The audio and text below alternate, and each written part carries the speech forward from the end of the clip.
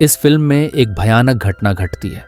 लोग एक दूसरे से बात नहीं करते क्योंकि जो कोई भी आवाज निकालता है उसे एक भयानक राक्षस द्वारा मार दिया जाता है। लेकिन यह राक्षस कौन है और ऐसा क्यों हो रहा है, हम इस कहानी में ये सब उजागर करेंगे। फिल्म की शुरुआत एक महान आपदा के बाद की दुनिया से होती है, जहां केवल कुछ ही लोग जीवित बचते हैं। हम जंगल में अजरेल नाम की एक लड़की को एक पौधे से फूल तोड़ते हुए देखते हैं। अचानक एक अजीब सी आवाज जंगल की शांति को तोड़ती है और उसे चौंका देती है। उसी समय अजराइल ने अपनी सहेली को देखा जो आग पर बैठी थी। अजराइल तुरंत आग बुझा देता है और उसे चुप रहने का संकेत देता है, क्योंकि इस जंगल में हर छोटी सी आवाज मौत का संकेत है। क्योंकि दानव कोई भी ध्वनि सुन सकता है, वह उसके स्रोत का पता लगाता है और उसे उत्पन्न करने वाले को मार डालता है। वे शांति से बैठते हैं और समय बिताते हैं। फिर अजराइल अपनी दोस्त को एक फूल से बनी चीज देती है जो उसने खुद बनाई थी। लेकिन अचानक उन्हें फिर से एक आवाज सुनाई देती है जो उन्हें सचेत कर देती है। दोनों छिपने की कोशिश करते हैं, लेकिन उन्हें समझ आ जाता है कि जंगल में हमारे अलावा कोई और भी है।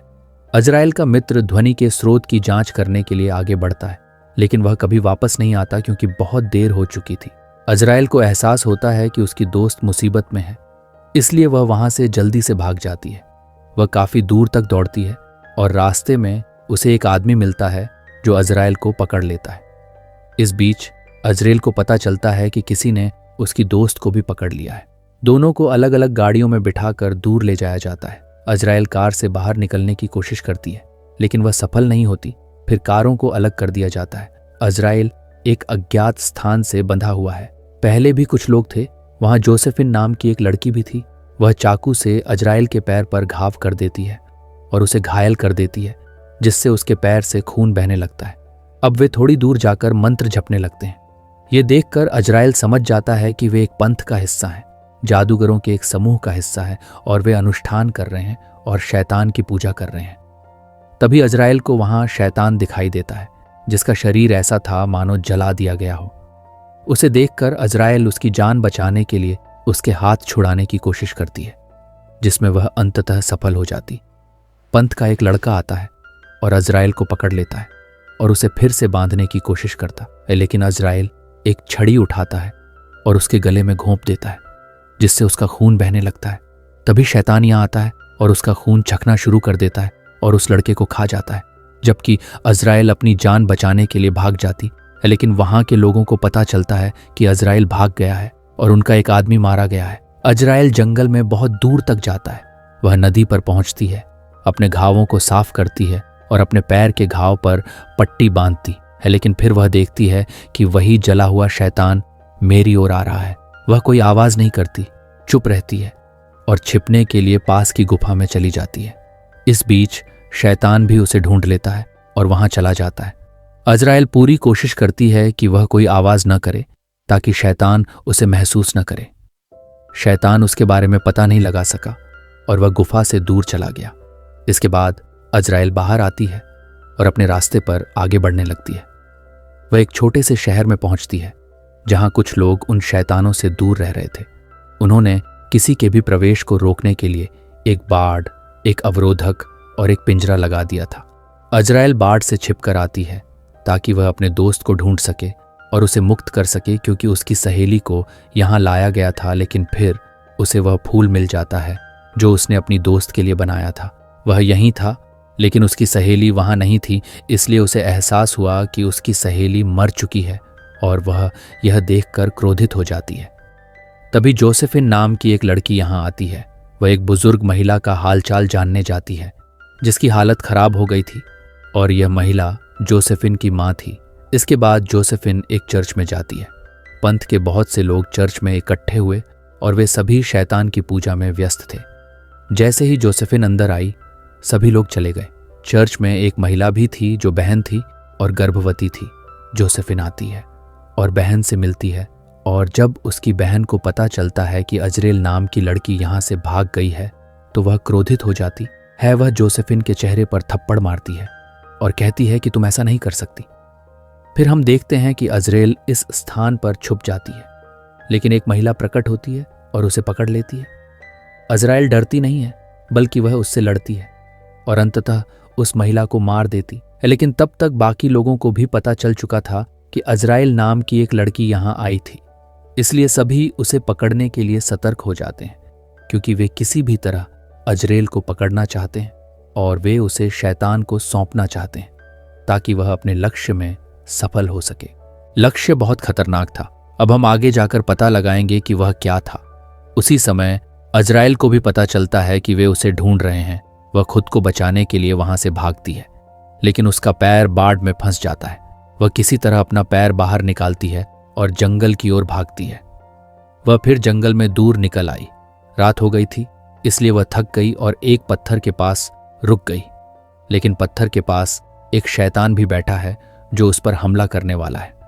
हालांकि अजराइल भागने में सफल हो जाता है, लेकिन उसे एहसास होता है कि वहां केवल एक राक्षस नहीं बल्कि अनेक राक्षस हैं। वह अपनी जान बचाने के लिए भागने लगती है और सड़क पर पहुंचती है, जहां एक आदमी उसे देखकर अपनी कार रोक देता है। जब वह बाहर आया तो उसने अजराइल को शांत देखा और पूछा कि तुम कौन हो और इतने शांत क्यों हो? तुम बात क्यों नहीं कर रहे हो? अब अजराइल उसे चुप रहने का इशारा करता है और कार में बैठ जाता है और वह आदमी उसे यहां से ले जाता है। कार में भी वह अजराइल से पूछता है, क्या तुम्हें भूख लगी है? अजराइल चुप रहती है क्योंकि वह किसी से बात नहीं करना चाहती। अब ये आदमी यहाँ का नहीं था, तो अनजाने में ही उसने कार का म्यूजिक तेज आवाज में बजा दिया। पंथ के लोगों ने भी इसे सुना। जब वे थोड़ी दूर चले जाते हैं तो वे सामने आकर खड़े हो जाते हैं और उस आदमी को गोली मार देते हैं। इससे कार का संतुलन बिगड़ गया और वह एक पेड़ से टकरा गई। वह आदमी मर गया, लेकिन अजराइल बच गया और वहां से भागने लगा। एक आदमी उसे पकड़ लेता है। वह उसे भागने नहीं दे रहा था और उसे रोकने की कोशिश कर रहा था, लेकिन वह उससे लड़ रही थी। उस आदमी के पास एक बंदूक थी जिसे अजराइल ने छीन लिया, उसे गोली मार दी और आगे बढ़ गया। जब वह काफी दूर आ जाती है तो उसे अपनी सहेली दिखती है जो जिंदा है, लेकिन उसकी सहेली ने शैतान को पकड़ने के लिए यहां पिंजरा लगा रखा था। लेकिन अजराइल का पैर उस पिंजरे में फंस जाता है और वह पेड़ से उलटा लटक जाती है। उसी समय पंथ का एक आदमी वहां आता है जो उन दोनों को मारना चाहता था ताकि वह उन्हें शैतान को दे सके। जब वह आगे बढ़ता है तो अजराइल उसे पकड़ लेता है और गिरा देता है, जिससे वह व्यक्ति घायल हो जाता है। जब उसका खून बहता है तो शैतान उसे सूंघ कर यहां आता है, जो पहले उसका खून चाटता है, फिर उस आदमी को खा जाता है। फिर वह अजराइल के मित्र की ओर बढ़ा। वह एक पेड़ पर चढ़कर अजराइल को खाने की भी कोशिश करता है, लेकिन अजराइल किसी तरह खुद को मुक्त कर लेती है, लेकिन अपनी दोस्त को नहीं बचा पाती। शैतान उसे खा जाता है। यह देखकर अजराइल वहां से भाग जाती है, लेकिन उसे अपनी दोस्त की मौत का दुख होता है। अब उसने फैसला किया है कि वह पंथ के लोगों से बदला लेगी, इसलिए वह उस स्थान पर वापस जाती है जहां वह पंथ रहता है और वह वहां शोर मचाती है जिसे वे अक्सर बनाया करते थे। इस वजह से पंथ के लोगों को लगता है कि शायद उनका साथी खतरे में है और वे सभी उसे बचाने के लिए जंगल में जाते हैं। इसका फायदा उठाकर अजराइल उस जगह में प्रवेश करता है। फिर वह उस चर्च के अंदर जाती है जहां बहन रहती थी। अजराइल के पास एक बंदूक है और वह अपनी बहन पर निशाना साधती है, लेकिन उसकी बहन बताती है कि वह गर्भवती है, जिससे यह स्पष्ट हो जाता है कि अजराइल उसे नहीं मार सकता। लेकिन अचानक बहन ने अजराइल पर हमला कर दिया, जिससे वह थोड़ा घायल हो गई। फिर पंथ के लोग आते हैं और उसे अपने साथ ले जाते हैं। वे उसे एक ताबूत में डाल देते हैं और ताबूत को जिंदा ही मिट्टी में दफना दिया जाता है। इस वजह से अजराइल को लगता है कि अब वह वहां से बाहर नहीं निकल सकती। वह यहां बुरी तरह फंस गई है। भागने का कोई रास्ता न होने पर वह अचानक उस जगह के पास एक सुरंग देखती है जहां उसे बांधा गया है, लेकिन समस्या यह थी कि वहां शैतान रहते थे। अजराइल और भी अधिक डर जाती है, लेकिन फिर भी वह सुरंग से बाहर निकलने की कोशिश करती है। यहां बहुत अंधेरा था। वह लालटेन लेकर आगे बढ़ी और उसे पता चला कि यहां रहने वाले शैतानों ने उसे देख लिया है और वे उसके पीछे दौड़ते हैं। इसलिए वह वापस भागती है और ताबूत में चली जाती है। लेकिन तभी एक शैतान अजराइल के ठीक ऊपर आता है। वह उसके खून की गंध सूंघता है, लेकिन उसके साथ कुछ नहीं करता और चला जाता। ऐसा इसलिए है क्योंकि अजराइल के हाथों पर उसकी गर्भवती बहन का खून लगा हुआ है। इससे शैतान को लगा कि यह वही गर्भवती महिला है जो हमारे बच्चे को जन्म देने वाली है। यह शैतान की संतान है, इसलिए कोई भी शैतान अजराइल को कुछ नहीं कहता और इस तरह उसकी जान बच जाती है। फिर सभी पंथ के लोग अपने तंबू में वापस आ जाते हैं। अजराइल सुरंग के माध्यम से तंबू से बाहर निकलता है। अब हम देखते हैं कि बहन अभी भी चर्च में है और अपने पेट के घावों को साफ कर रही है, लेकिन फिर जोसेफिन यहाँ आई जो उसकी मदद करती है। लेकिन फिर उन्हें पता चलता है कि बाहर एक तंबू में आग लग गई है। यह वह तंबू था जिसमें जोसेफिन की माँ थी। यह आग कुछ ही देर में अन्य तंबुओं तक फैल जाती है और सभी तंबू जल जाते हैं। तब हमें पता चलता है कि यह आग किसी और ने नहीं बल्कि अजराइल ने लगाई है।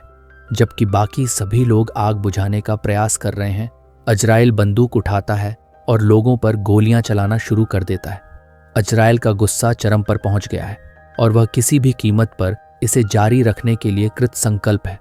वह जोसेफिन को भी गोली मारती है और वह बहुत से लोगों को गोली मारती है और उसने एक की गर्दन भी काट दी। वह वहां से चर्च जाती है जहां बहन अकेली रहती है। यहां आने के बाद अजराइल और बहन के बीच लड़ाई शुरू हो जाती है। इस तथ्य के बावजूद कि बहन गर्भवती है, वह अभी भी अजराइल पर हावी है और उस पर हमला करती है।